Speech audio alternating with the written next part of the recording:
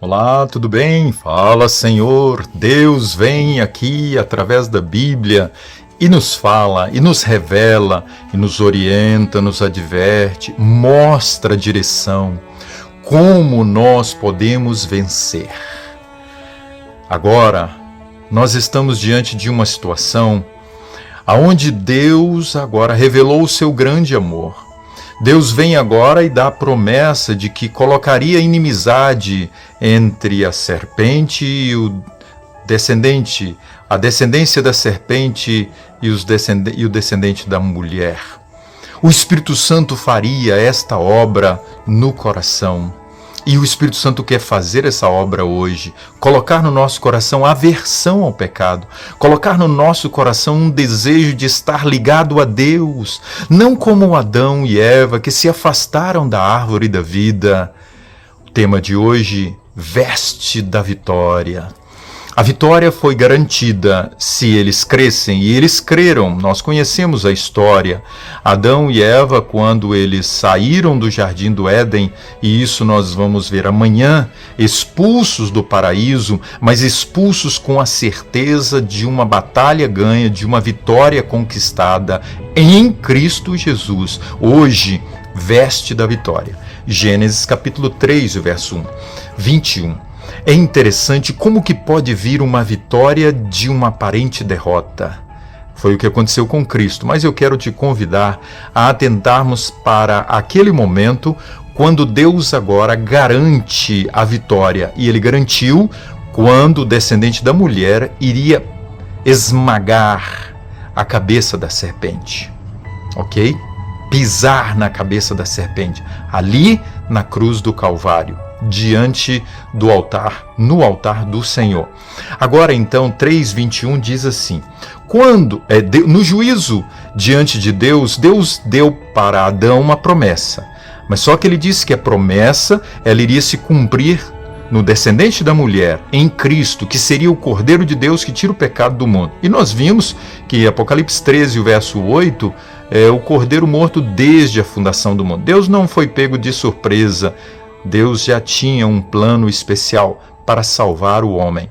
Agora então, 3:21, depois que o cordeiro é morto, é tirada a pele do cordeiro. E então o que Deus faz com essa pele? 21 diz: fez o Senhor Deus vestimenta de peles para Adão e sua mulher, e os vestiu. Quem que vestiu Adão e Eva? Foi Deus que vestiu. E aquelas vestes, elas simbolizavam as vestes da justiça de Cristo, o caráter de Cristo. Não só Adão, mas todos que viessem depois, que acreditassem na vitória, que acreditassem no sacrifício de Cristo para a remissão dos nossos pecados, estes, vivendo uma vida na dependência, na confiança, na direção do Espírito Santo, seriam revestidos pelo caráter de Cristo. Você deve buscar isso diariamente. E eu também.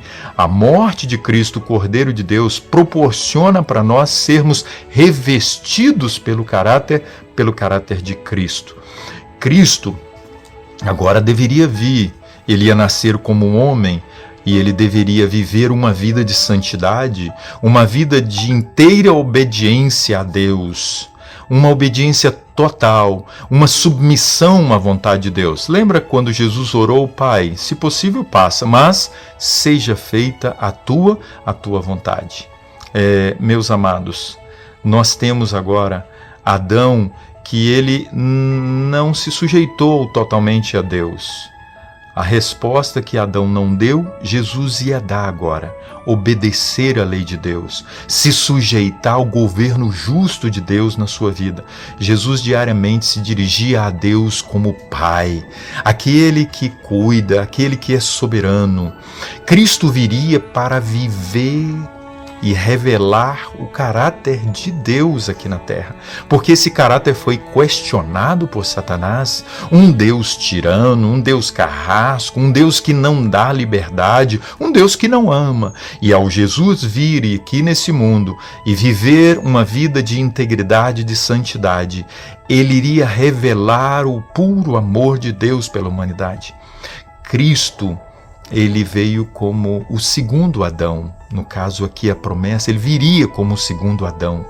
Isso está em Romanos capítulo 5, porque o primeiro Adão falhou e o segundo Adão, Cristo, vindo agora em carne e osso, como homem, como ser humano, mesmo não tendo a tendência para o pecado, como Adão não tinha. Ele tinha que vir numa condição semelhante, só que ele veio numa condição mais delicada do que a de Adão, com uma natureza física agora afetada, desgastada.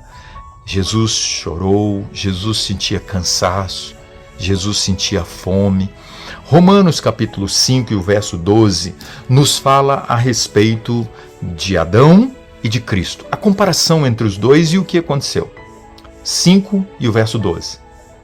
Portanto, assim como por um só homem entrou o pecado no mundo, no caso Adão, e pelo pecado a morte, assim também a morte passou a todos os homens, porque todos pecaram. Então, através de Adão, todos pecaram. Todos estavam condenados e todos precisavam crer na promessa. Todos precisam crer e aceitar o cumprimento da promessa na morte de Cristo na cruz do Calvário. O apóstolo Paulo vem agora no versículo 19 e ele diz o seguinte: porque como pela desobediência de um só homem, Adão desobedeceu, muitos se tornaram pecadores. Assim também, por meio da obediência de um só, muitos se tornarão justos. Adão desobedeceu, todos desobedeceram. Cristo obedeceu, todos aqueles que confiarem a sua vida a Cristo, eles serão vencedores. A vitória em Cristo é garantida para nós. Eis que aqueles que estão em Cristo são mais do que vencedores. Mas eu queria chamar novamente a sua atenção para uma coisa. Se hoje você viver submisso à vontade de Deus, como Jesus viveu, se hoje nós buscarmos colocar a nossa fé, colocar a nossa vida tendo como base a palavra de Deus, que dá estrutura para a nossa vida de vitória, de obediência, nós temos diariamente a garantia, a certeza de que o Espírito Santo nos reveste com a glória de Cristo. Porque Adão e Eva, eles perderam as vestes de justiça, as vestes que revelavam e simbolizavam a glória de Deus sobre ele, o caráter do Criador sobre eles. Nós podemos buscar esta experiência diariamente. Deus quer transformar a nossa vida. Deus quer restaurar a nossa vida. Deus quer nos dar um novo coração. Deus quer impressionar o nosso coração cada dia com a certeza da vitória na pessoa de Cristo Jesus. Vamos orar? Senhor, toma o nosso coração. Ele precisa estar sob os seus cuidados. Nós precisamos viver uma vida de submissão à tua vontade. Nós queremos te clamar que o Senhor, ó Deus, nos veste, nos revista com a justiça de Cristo, no nome de Jesus. Amém. Compartilhe essa mensagem, o mundo precisa saber. Grande abraço.